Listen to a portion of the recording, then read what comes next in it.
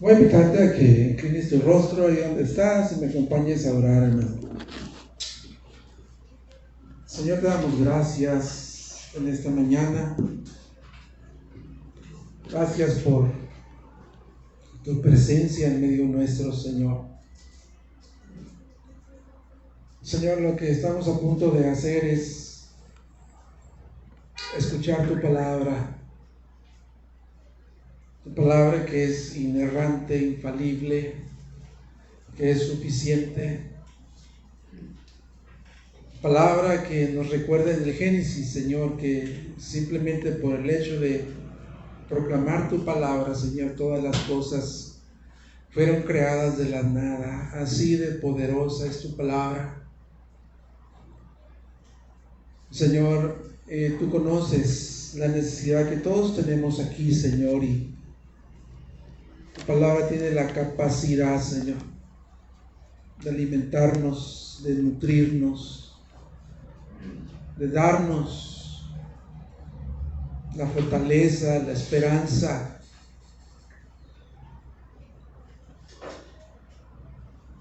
de darnos la fe que viene del Espíritu Santo, Señor, para apropiarnos de ellas, tus promesas. Clamo en esta mañana para que tu Santo Espíritu, Señor, esté alumbrando como una lámpara nuestros corazones y nuestras mentes, y podamos ser conmovidos, asombrados por medio de tu palabra, edificados como un cuerpo, y seguir siendo dirigidos a cumplir tus propósitos y tus planes en nuestras vidas. Lo pedimos en el nombre de Cristo Jesús. Amén. Pues buenos días, amados hermanos, a todos, ¿verdad? Nos da mucho gusto, pues como dijo Adolfo, tener visitas, ¿verdad? Siempre es grato recibir visitas entre nosotros. Y qué pena, ¿verdad? Se me olvidó el canto. Yo creo que es la primera vez que me pasa eso, que se me olvide un canto. Pero hace rato le estaba diciendo yo a mi hermano David, a mi hermano Omar, que ha sido una semana difícil para nosotros, bueno, para todos, ¿no? Cuestiones de salud ha sido un poco difícil. Gracias por sus oraciones, por mi esposa, ¿verdad? Que yo preferiría estar con ella en este tiempo, ¿verdad? Y pues se le extraña, porque pues somos una sola carne, y así como se duele mi esposa, me duelo yo de verla, ¿verdad? Que está en cama, muy atendida. Hago lo que puedo para atenderla, pero gracias por todas sus oraciones con ella. Yo también estoy un poquito malito, pero hicimos el esfuerzo de estar aquí con ustedes y compartir el Evangelio. Entonces, yo estoy seguro que no ha sido fácil para algunos de nosotros. Hay algunos que no están aquí, ¿verdad? Que también están pasando por un tiempo bien difícil, la familia Villanueva. Al final del servicio vamos a estar orando por ellos. Entonces, hay una diversidad de circunstancias que están ocurriendo alrededor nuestro, que Dios tiene el control de todo eso. Mi cabeza anda volando, hermanos. Me olvidaron hasta mis lentes, no traigo mis lentes, no veo mis notas. Entonces no sé qué les voy a predicar. No se crean, hermanos. Vayan a Mateo capítulo 6. Y como bien dijo Adolfo, estamos terminando, la semana pasada terminamos el capítulo 5. Y nada más como para conectarnos así brevemente a vuelo de pájaro, lo que vimos en el capítulo 5, vimos las bienaventuranzas, ¿verdad? Vimos estas bienaventuranzas del Sermón del Monte, donde a través de estas bienaventuranzas el Señor Jesucristo estaba dando como un rasgo de las características de los ciudadanos del reino. Él habló de estas bienaventuranzas, ya predicamos cada una de ellas, ¿verdad? Y él también habló acerca de enseñanzas, con esta frase que ha sido muy, muy famosa entre nosotros, o ustedes han oído que se ha dicho, tomando ejemplos como el de temas como el del odio, el adulterio, el falso juramento, la venganza y el amor verdadero. Él tomó estos temas para poder hacer un contraste entre las enseñanzas de los escribas y fariseos, que solamente se basaban en interpretar la ley, la letra de la ley, pero no el espíritu de la ley. Jesucristo viene, hace una interpretación correcta y le da también la interpretación y el alcance espiritual que tenían esos mandamientos. Hasta ahí vimos el capítulo 6 y ahora estamos entrando al capítulo 6. Y aquí en este capítulo vamos a ver algo diferente. Vamos a leer ahí del versículo 1 al 4. El tema de esta tarde es la vida piadosa del creyente. Mateo capítulo 6, versículo 1 al 4. Vea tu Biblia y leamos del 1 al 4. Sígueme con tu vista. Dice: cuídense de no practicar su justicia delante de los hombres para ser vistos por ellos. De otra manera, no tendrán recompensa de su Padre que está en los cielos. Por eso, cuando des limosna, no toques trompeta delante de ti, como hacen los hipócritas en las sinagogas y en las calles, para ser alabados por los hombres. En verdad, les digo que ya han recibido su recompensa. Pero tú, cuando des limosna, que no sepa tu mano izquierda lo que hace tu derecha, para que tu limosna sea en secreto, y tu Padre que ve en lo secreto te recompense.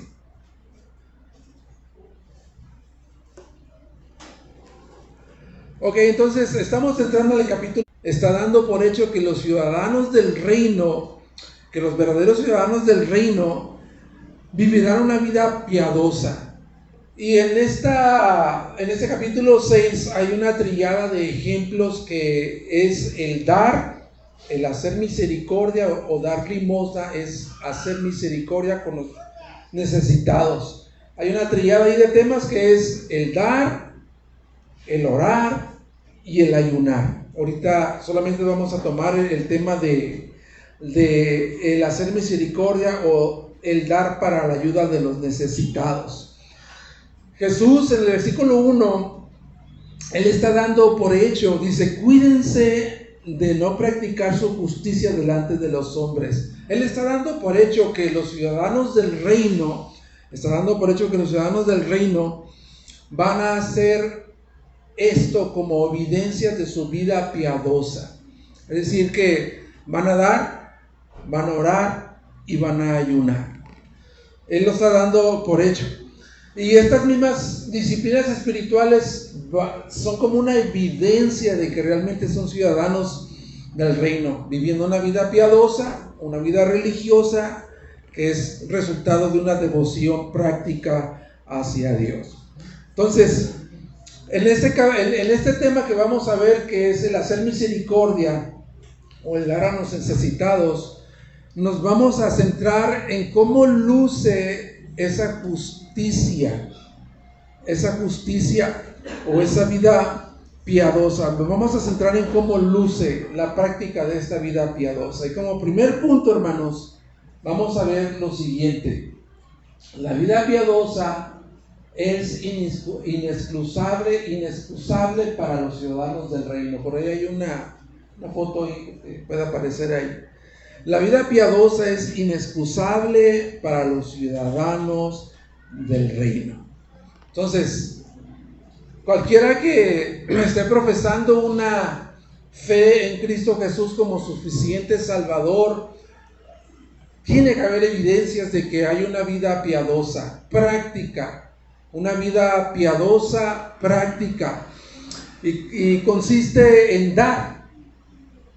Y Jesús, antes de darles a entender cómo luce esta vida piadosa, el hacer misericordia por los necesitados, Él primeramente hace una advertencia. Jesús les dice: cuídense de no practicar su justicia delante de los hombres para ser vistos por ellos. De otra manera, no tendrán recompensa de su Padre que está en los cielos. Inmediatamente Jesús lanza una advertencia a sus oyentes en ese sermón del monte. Inmediatamente lanza una advertencia, una señal de advertencia, diciéndoles: tengan mucho cuidado o presten suma atención a lo que les voy a decir. Y es importante decir que como ejemplo, nada más para que nosotros veamos qué es el peso que tiene esta advertencia. Creo que cuando vamos por alguna calle o alguna carretera nosotros manejando y encontramos un letrero que dice: cuidado, curva peligrosa, disminuya la velocidad, ¿qué es lo que hace el que va manejando? Obedece la señal, no le aplasta más al acelerador, no tiene cuidado, baja la velocidad y cruza esa curva como debe de ser. Entonces Jesucristo les está dando una advertencia, les está diciendo: tengan mucho cuidado, presten suma atención, porque voy a decirles cómo luce esta vida piadosa. Y el Señor muestra ambos lados de la moneda de lo que es una vida piadosa, una justicia o vida piadosa. El primer lado de la moneda es que Jesús dice que cuando las buenas obras o el hacer misericordia para ayudar a los pobres o a los necesitados se hace con el único propósito de promover justicia propia, como Él le llama, o una vida piadosa externa, entiéndase como justicia propia, una vida piadosa externa.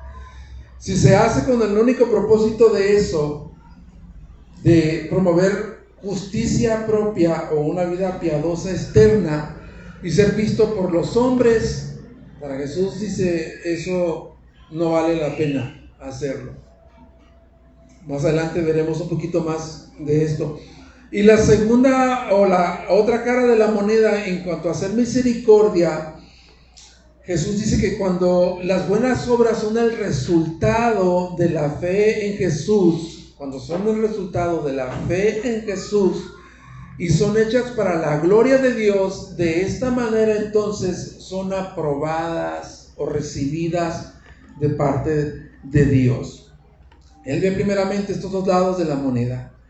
Jesús está diciendo entonces que los ciudadanos del reino, como evidencia de su justicia interior, van a vivir una vida piadosa, van a dar, van a orar y van a ayunar. Estas obras de justicia es vida piadosa. Entendamos eso como vida piadosa.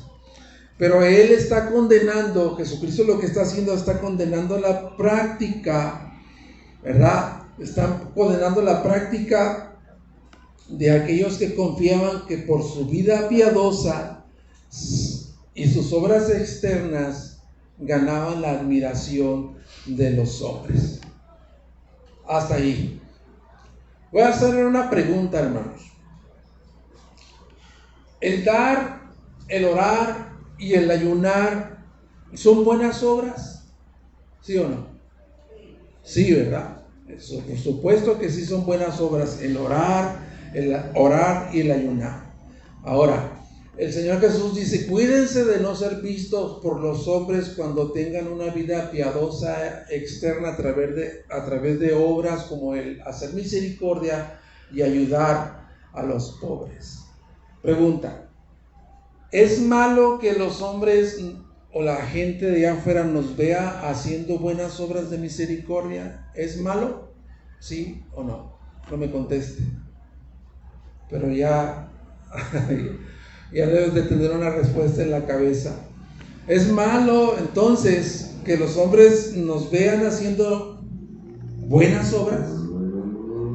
Bueno, si tomamos como referencia la cita que está en Mateo 5, que es parte del Sermón del Monte, acuérdense, como dijo Jesús: ustedes son la luz del mundo. ¿Se acuerdan? Ustedes son la luz del mundo. Una ciudad sitiada ubicada sobre lo alto de un monte, no se puede esconder. No se puede esconder, ni tampoco, dice el Señor, se enciende una lámpara para ponerla debajo de una vasija, sino que se pone en el candelero para que alumbre a todos.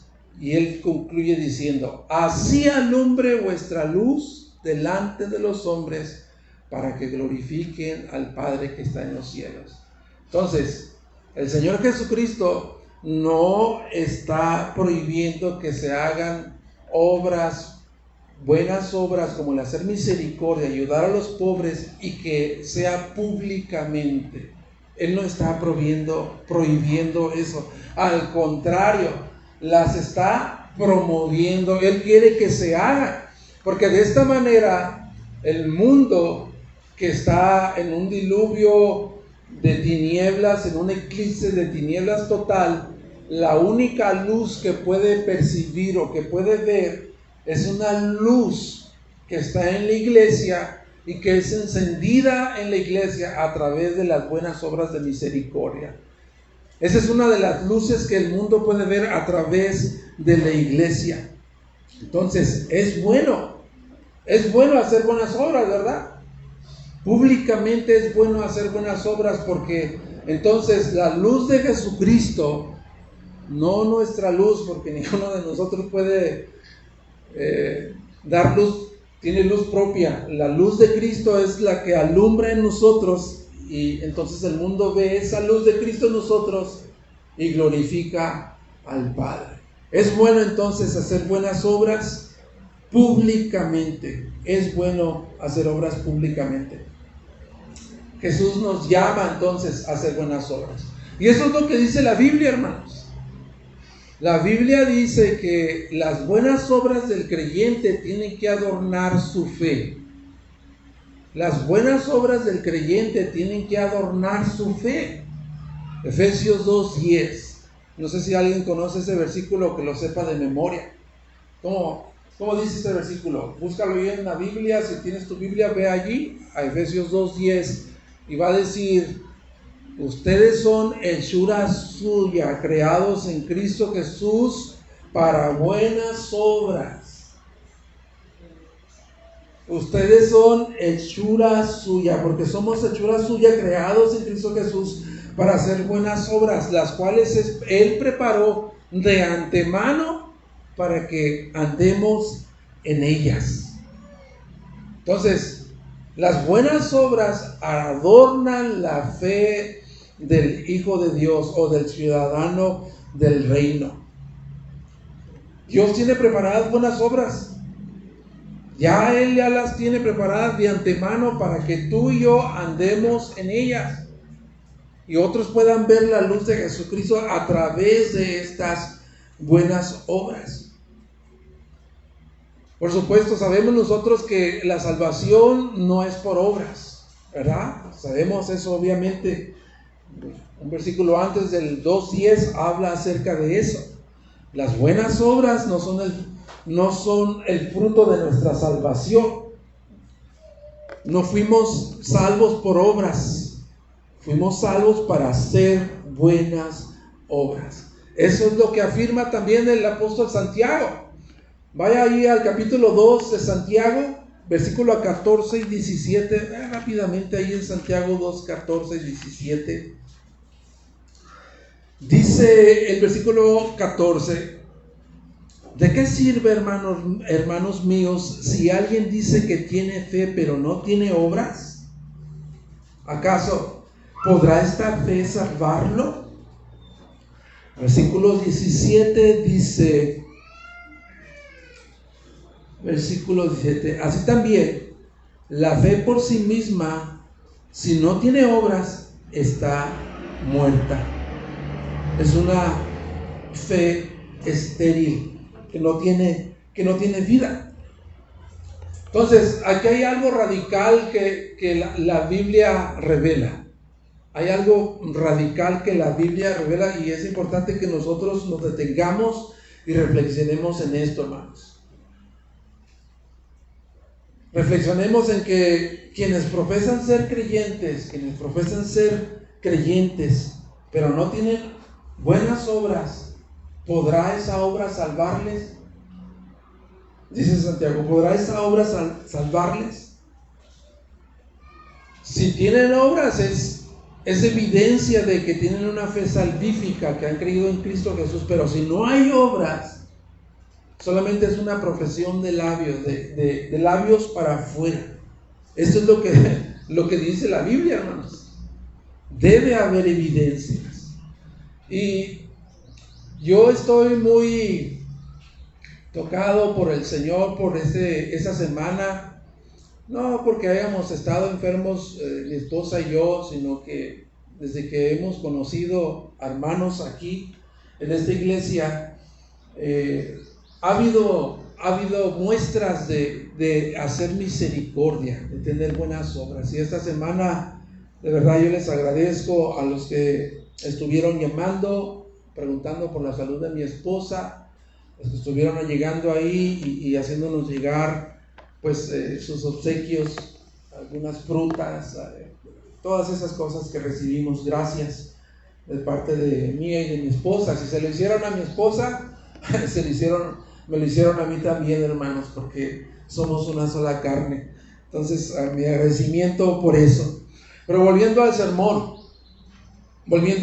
acerca de alguien que profesa ser creyente y no tiene obras, no da evidencia que tiene obras. D.A. Carson dice lo siguiente, fíjate cómo dice: la conducta piadosa tiene que ser visible para que Dios sea glorificado. La conducta piadosa tiene que ser visible para que Dios sea glorificado, pero nunca, ojo ahí, pero nunca debe de ser visible con el fin de ganarse el aplauso humano. Nunca debe de ser visible con el propósito de ganarse el aplauso humano. Y eso es precisamente lo que hicieron los escribas y los fariseos, a quien Jesucristo los va a desenmascarar y los va a criticar de una manera bien severa. Eso es lo que hicieron los fariseos y los escribas en su aparente vida piadosa. Esta vida piadosa que supuestamente tenían estos hombres no surgía de un corazón regenerado. No surgía de un corazón regenerado, sino de un corazón vanidoso, orgulloso, que solamente quería ganarse la admiración y el aplauso de los hombres. Y eso es lo que me lleva a mi segundo punto. La vida piadosa y su motivación. La vida piadosa y su motivación. Vuelva ahí a Mateo, capítulo 6, donde estamos. Y dice: por eso, cuando des limosna, o sea, de nuevo, Jesucristo está dando por hecho que los ciudadanos del reino van a hacer misericordia, van a hacer buenas obras. Por eso, cuando des limosna o hagas misericordia ayudando a los pobres, no toques trompeta delante de ti, como hacen los hipócritas en las sinagogas y en las calles para ser alabados por los hombres. En verdad les digo que ya han recibido su recompensa. Entonces, Jesús no está dando su sermón del monte y no les está dando a sus oyentes o les está revelando una manera nueva de cómo deben de conducirse en su vida piadosa. Él no está haciendo eso. Jesús no está dando nuevas instrucciones que ellos no supieran, ni está revelando una nueva innovadora vida piadosa. Simplemente Jesús lo que está haciendo es recordarles que ese fue el propósito de Dios cuando llamó a Israel. Cuando llamó a Israel, que era el pueblo más insignificante de todos los pueblos, y lo hizo su pueblo muy especial, una nación de sacerdotes, de reyes, de gente santa, para que los demás pueblos pudiesen ver la gloria de Dios en este pueblo escogido. Y parte de lo que el Señor les dijo, parte de lo que Dios, el Dios del pacto, le dijo a la nación de Israel, es que ellos deberían de caracterizarse por ser una nación compasiva.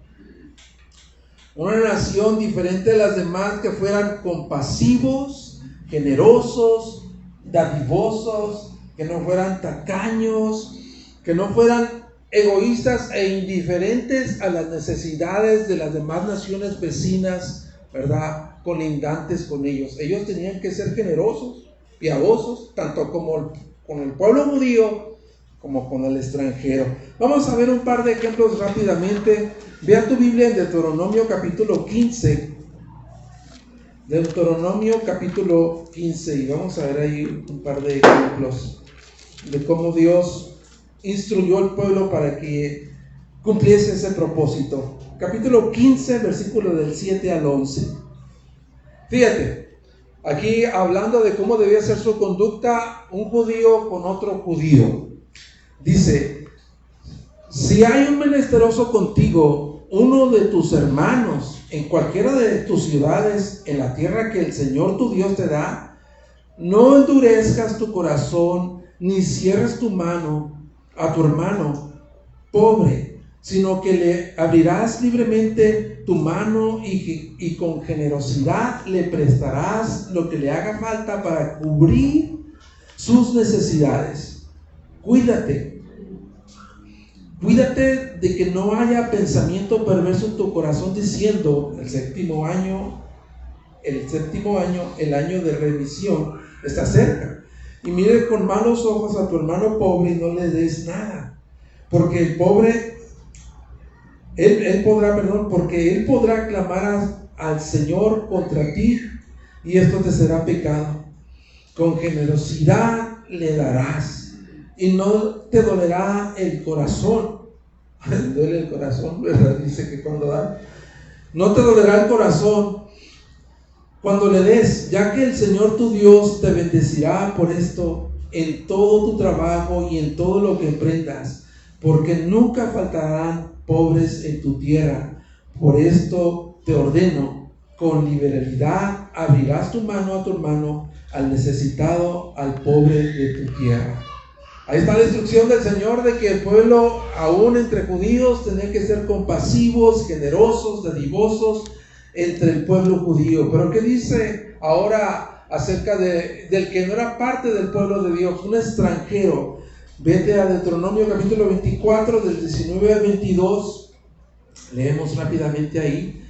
Dice: cuando ciegues tu cosecha, cuando levantes tu cosecha en tu campo y olvides alguna gavilla en el campo, no regresarás a recogerla. Será para el extranjero, para el huérfano y para la viuda, para que el Señor tu Dios te bendiga en toda obra de tus manos. Cuando sacudas tus olivos, no recogerás las ramas que hayas dejado tras de ti.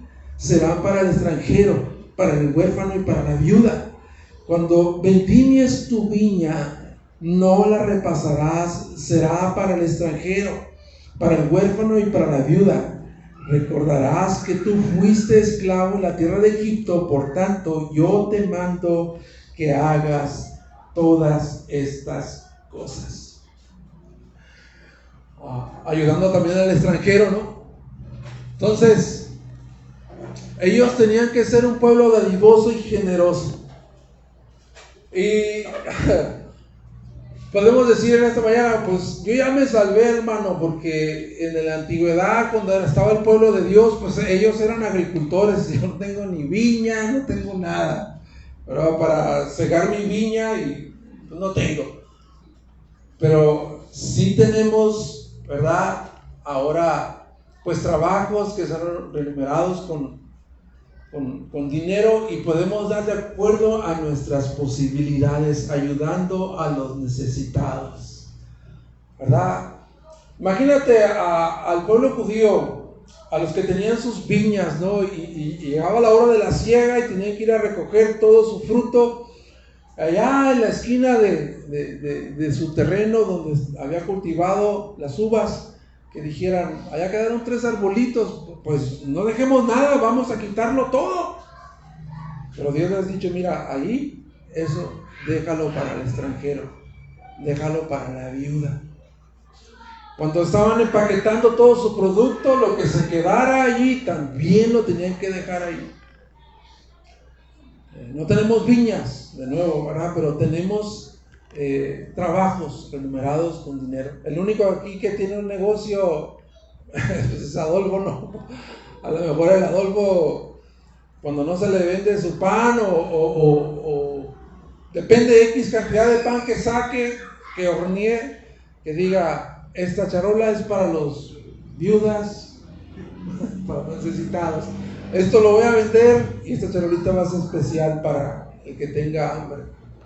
Puede ser, ¿verdad? Puede ser que sí puede hacerlo Adolfo de esta manera. Entonces, la Biblia dice en Juan, en 1 de Juan capítulo 3, versículos 17 y 18, fíjate cómo dice el Señor, el apóstol Juan, en 17 y 18 del capítulo 3 de 1 de Juan. Dice, el que tiene bienes de este mundo y ve a su hermano en necesidad y cierra su corazón contra él, ¿cómo puede morar el amor de Dios en él? Hijos, no amemos de palabra ni de lengua, sino de hecho y en verdad. Y en verdad.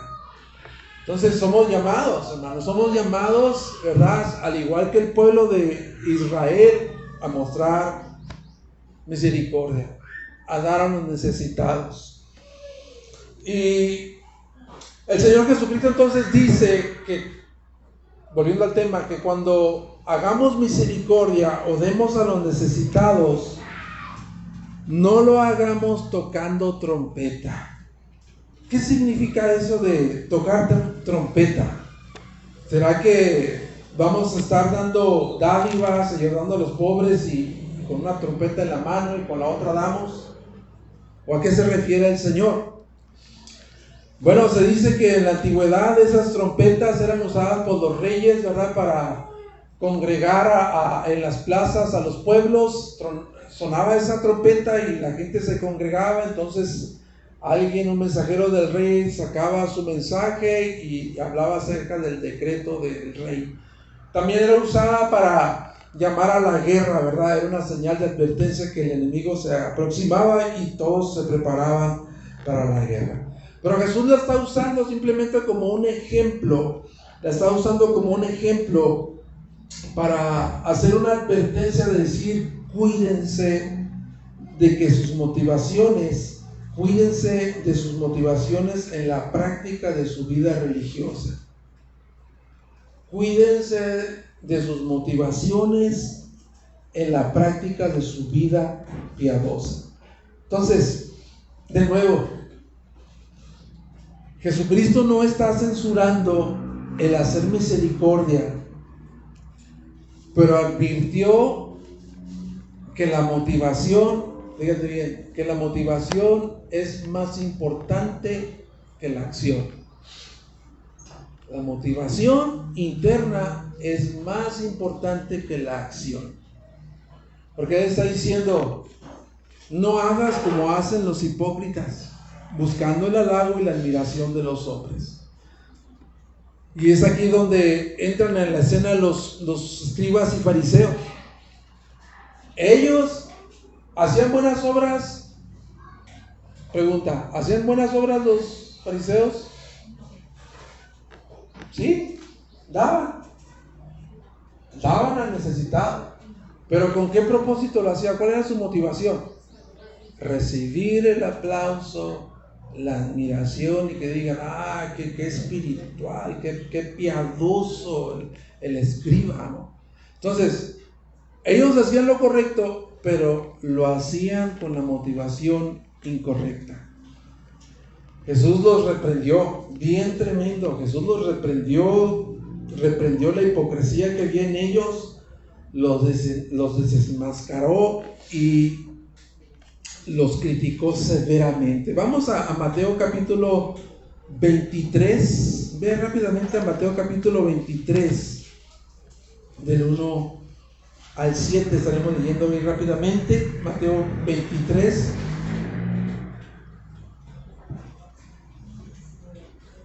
Dice, entonces Jesús habló a la muchedumbre y a sus discípulos. Los escribas y los fariseos se han sentado en la cátedra de Moisés. ¿Se acuerdan de esa frase de la cátedra de Moisés? Había una silla allí en las sinagogas donde los escribas y los fariseos daban sus enseñanzas. Ahí estaban sentados, porque el Señor dice que subió al sermón del monte y se sentó. la cátedra de Moisés estaban los fariseos. Y dice el versículo 3: de modo que hagan y observen todo lo que les digan, pero no hagan conforme a sus obras, porque ellos dicen y no hacen.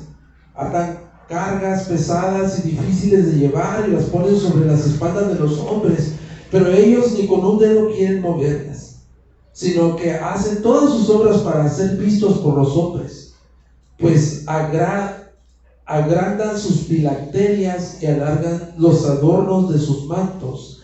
Aman el lugar de honor en las banquetas y en los primeros asientos en las sinagogas y los saludos respetuosos en las plazas y ser llamados por los hombres rabí. Esta era la conducta de los fariseos. Se exhibían, ¿verdad? Les gustaba ser afamados, los aplausos, les gustaba la admiración de las personas. Y Jesucristo les dijo: hipócritas. Esa es una palabra muy ofensiva, pero era necesario que el Señor los reprendiera de esta manera, y también para mostrarnos a nosotros que el Señor no trató la hipocresía de una manera ligera. Él la trató severamente. Hipócrita, les dijo. Y esta palabra es una palabra muy interesante, hermanos. Esta palabra, fíjate, esta palabra de hipócrita empezó a cobrar un significado en aquellas personas que usaban una máscara para hacer los dramas en un teatro, dramas griegos, y usaban una máscara para representar un personaje que no era. Entonces Jesucristo les dijo: ustedes son unos actores de teatro. Ustedes simplemente están haciendo una obra teatral de sus buenas obras. Son hipócritas espirituales, fingiendo una vida piadosa, buscando la ovación y la admiración de los hombres. Los reprendió severamente. Imagínate, dice que a ellos les gustaba en las plazas principales, ¿verdad?, que los llamaran rabí. En los lugares, en las sinagogas, los primeros asientos, ¿verdad?, para que sean reconocidos como hombres piadosos. Me imagino, si hubiera estado ya de moda en ese tiempo las redes sociales, imagínate el fariseo con su selfie, ¿no? Su teléfono y dándole hacia el pobre ahí, buscando la mejor pose para la selfie en las calles, en las plazas y en las sinagogas. No existía, pero seguramente de esa manera era como lo hacían, ¿no? Y nosotros hemos conocido políticos que están en campaña, que llegan a tocar puertas, ¿verdad? Y lo que están buscando es la foto, ¿verdad? Es lo que buscan los políticos: la foto, entregando la despensa, la foto y ahí viendo, ayudando a hacer su casita o X, una banqueta, la mejor pose y la foto. O aquel programa muy famoso, ¿no?, que salían varios artistas ahí promoviendo el recaudar fondos para los teletones. ¿Se acuerdan de ese teletón? Sí, ¿verdad? Que fulana empresa, ¿verdad?, va a donar tanto, y salían con un chequezote, pero apenas salía en la televisión, ¿no?, de tan grande el cheque, ¿no? Entonces era como una plataforma para ellos de inflar su orgullo, su egoísmo. Los judíos usaron también esa plataforma de sinagogas, de plazas, de calles, para alimentar su orgullo. Esa era la forma en que ellos lo hacían, y Jesús los reprende duramente y no trata con ligereza la hipocresía. Entonces, Jesús dice algo muy interesante. Él dice: ellos buscan el reconocimiento, de las personas. Ellos buscan ser alabados por los hombres. Dice: en verdad les digo que ya han recibido su recompensa. Ya han recibido su recompensa. O sea, Jesús les está diciendo: mira, ya recibiste lo que buscabas. no vas a recibir nada más. Ya recibiste tu pago completo, lo que buscabas, ya lo recibiste. La admiración, el aplauso, ya no hay nada más que puedas ganarte. Ya tienes tu pago completo. De parte de Dios no vas a recibir nada. Y eso nos ayuda a nosotros a entender que la motivación es más importante que la acción en las buenas obras como nuestra vida piadosa. Y como último punto, eso me lleva a mi tercer punto. Dice, la vida piadosa que glorifica a Dios tiene recompensa. Versículos 3 y 4. Dice, pero tú, cuando des limosna, que no sepa tu mano izquierda lo que hace tu derecha, para que tu limosna sea en secreto, y tu Padre que ve en lo secreto te recompense. Es curioso, ¿no? La manera en la que el Señor Jesucristo usa estos modismos para hablar a los judíos, que dice que no sepa tu mano derecha lo que, tu mano izquierda lo que dé tu mano derecha. Y pues es imposible, ¿no? Que tu mano izquierda no se dé cuenta de lo que dé tu mano derecha, ¿no? Pero yo creo que esta frase de alguna manera está enseñando o está comunicando que lo que hagas cuando haces misericordia y haces buenas obras, que lo hagas en secreto, que no busques la admiración, que no busques el aplauso, que no trates de llamar la atención, que no lo cuentes a los cuatro vientos, que no se lo cuentes ni a tu hermano más próximo, ni siquiera a uno mismo. Esto quiere decir, ni siquiera a uno mismo, que solamente estamos buscando en esta buena obra de hacer misericordia el que Dios sea glorificado, la alabanza de Dios, nada más. Y cabe mencionar de nuevo entonces que el punto aquí, hermanos, y esto yo creo que es lo esencial de esta parte de la escritura,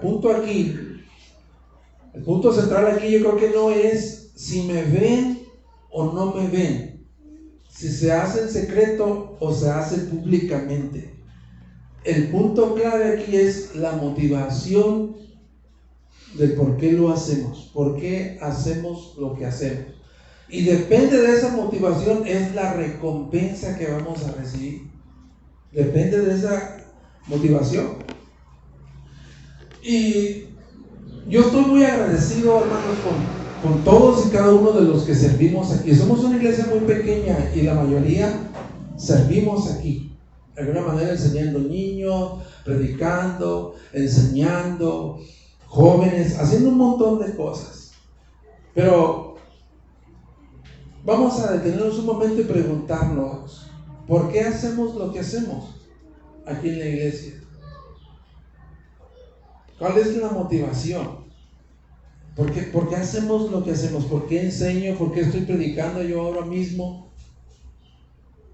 ¿Por qué estoy predicando ahora mismo? ¿Por qué canto? ¿Por qué alabo al Señor con una guitarra en la iglesia? ¿O por qué posteo cosas en las redes sociales cuando hago alguna cosa que tiene que ver con la iglesia? ¿Por qué? Esa es una pregunta, hermanos, que tiene la capacidad de escudriñar nuestro interior y ver la motivación de por qué hacemos las cosas. En una ocasión, esta fue verídico, en una ocasión yo escuché a una persona en una iglesia, no en esta, pero en una iglesia ya hace mucho tiempo, a una persona que empezó a compartirle a otro líder de ahí, que le dijo: mira, yo tengo años sirviendo en esta iglesia.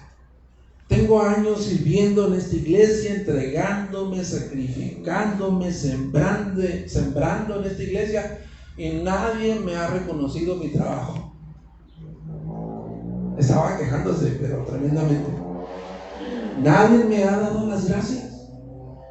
Entonces, ese hermano sabiamente le dijo: mira, sin el afán de ofender tu conciencia, es posible que hayas usado el ministerio de que tú estás sirviendo como una plataforma simplemente para ser admirado.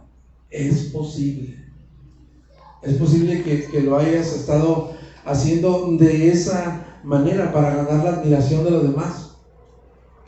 Y es posible que todo ese trabajo que tú mencionas, tu sacrificio, ¿verdad?, todo eso que tú acabas de decir, tu entrega, tu sacrificio, la siembra, lo hayas estado haciendo simplemente para el hombre y no para Dios. Así le dijo ese hermano. Porque si lo estás haciendo para el hombre, es precisamente lo que tú estás esperando: que el hombre te admire, que el hombre te aplauda, que el hombre te diga y te reconozca, no Dios. Y le dijo, recuerda esas palabras bien, le digo, mira, no hagas las cosas, o más bien le dijo, haz las cosas para Dios. Haz las cosas para Dios. No hagas las cosas para los hombres. Porque vivir para agradar a los hombres es lo más decepcionante que puedes hacer. Vivir para los hombres, para agradar a los hombres, es lo más decepcionante que puedes hacer. Quiero detenerme también ahí y que nos preguntemos a nosotros mismos, hermano, ¿acaso no ha habido momentos en el que nosotros no somos tentados para recibir la admiración de los demás? ¿Acaso no hay momentos así en los que luchamos nosotros por esta tentación de recibir la admiración de los demás por lo que hacemos fuera o dentro de la iglesia? ¿Sí? ¿Sí? Luchamos con eso, porque somos criaturas caídas.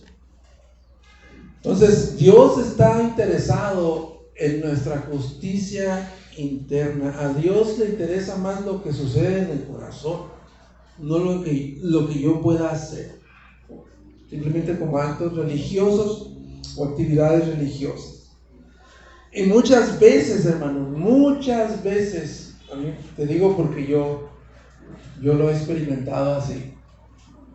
En ocasiones Dios se va a encargar de desnudar nuestros corazones para ver que nuestra vida piadosa o nuestras buenas obras van envueltas con la envoltura de nuestro pecado. Muchas veces Dios nos va a mostrar eso, que estas buenas obras van envueltas con nuestro pecado, porque somos criaturas redimidas, pero somos imperfectas.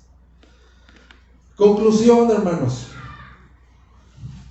Jesús finalmente le dice a sus discípulos: mira, hazlo en secreto, porque tu Padre que está en secreto te recompensará. Te recompensará. Adolfo estuvo hablando un poquito acerca del Dios omnisciente, que Dios está en todos lugares, el Dios que ve todo. Pues Dios ve todo, hermano. Dios sabe todo. Tu Padre que ve lo secreto te recompensará. Mira, Dios ve cada uno de los detalles, de los más pequeños detalles insignificativos para nosotros de nuestras vidas. Él lo ve absolutamente todo, lo sabe todo. Y Él escucha, ve todo, lo sabe todo de nosotros. Dios ve las obras que se hacen en secreto, las obras de misericordia, las obras de ayudar. Dios aprecia lo que nadie más puede apreciar. Muchas veces nosotros nomás vemos las apariencias, pero Dios ve el interior, como le dijo a Samuel. Dios ve el corazón, no veas el exterior, Dios ve el corazón. Y hay una parte de la escritura en Mateo capítulo 25 donde el Señor Jesucristo trae la escena de cuando Él regrese y congregue a las ovejas, a los cabritos, y los ponga a su mano derecha y a su mano izquierda, y Él empezará a repartir la recompensa que ha sido preparada antes de la fundación del mundo. Quiero terminar con ese pasaje en Mateo 25. Vaya para Mateo capítulo 25.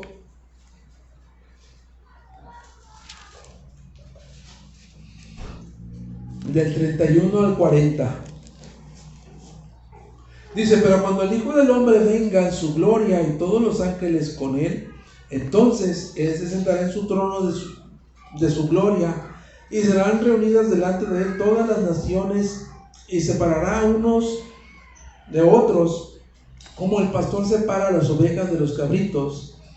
Pondrá las ovejas a su derecha y los cabritos a la izquierda. Entonces el rey dirá a los de su derecha: vengan, benditos de mi Padre, hereden el reino preparado para ustedes desde la fundación del mundo. Porque tuve hambre y ustedes me dieron de comer, tuve sed y me dieron de beber, fui extranjero y me recibieron, estaba desnudo y me vistieron, enfermo y me visitaron en la cárcel y vinieron a mí.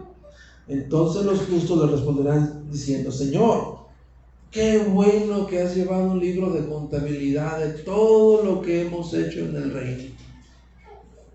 ¿Así dijeron? No. Ellos dijeron: Señor, ¿cuándo te vimos hambriento y te dimos de comer, o sediento y te dimos de beber? ¿Y cuándo te vimos como extranjero y te recibimos, o desnudo y te vestimos? Ellos claramente no estaban llevando un libro de contabilidad de todo lo que ellos hacían. Lo hacían en lo secreto. Ni tampoco el Señor Jesucristo tenía todos los ángeles en el cielo llevando la contabilidad ahí de todos los que están trabajando en el reino, no. Ellos no. Y dije: ¿cuándo, Señor, cuándo te vimos así? ¿Cuándo te dimos? ¿Cuándo te dimos de beber, de comer? El Señor dijo: cuando le hicieron a uno de esos pequeñitos, me lo hicieron a mí. Me lo hicieron a mí. Entonces, ellos recibieron la herencia. Le dijo el Señor: entrad, benditos de mi Padre, gócense de la herencia que ha sido preparada antes de la fundación del mundo. Entonces, pregunta: ¿las herencias se ganan o se reciben? Se reciben, no se ganan, es una herencia, tú no has dado nada por ella. El Señor nos está recompensando sin tener la necesidad de que nosotros seamos recompensados. Él no tiene ninguna responsabilidad en recompensarlos, pero Él quiere mostrar su generosidad, su compasión, su bondad, su benignidad a nosotros, y nos recompensa usándonos a nosotros, haciendo misericordia, ayudando al pobre y teniendo una vida piadosa. Entonces, quiero terminar con esto. Comunidad Gracia Redentora, quiero animarte, hermano. Quiero animarte a que continúes dando, y en ocasiones dando con sacrificio. Quiero animarte a que continúes dando y dando con sacrificio, sirviendo a tu prójimo, haciendo buenas obras, pero sin llevar la cuenta de lo que haces, sin llegar a un libro de contabilidad de todo lo que haces para Dios como un enganche para ganarte la aprobación de Dios. No lo hagas así, hermano. No lleves la contabilidad de lo que hagas. Hazlo para la gloria de Dios. De Él vendrá la recompensa. Y Comunidad Gracia Redentora, también quiero decirte algo bien importante, que es necesario decirlo. Algo está mal cuando alguien profesa ser creyente o profesa una fe en Jesucristo y no hay una vida piadosa, no hay obras. Algo está mal. La Biblia lo dice, algo está mal. Y yo creo que un ejemplo práctico que nos ayuda a entender de que el que es nacido de nuevo va a tener una vida piadosa y hará buenas obras de misericordia.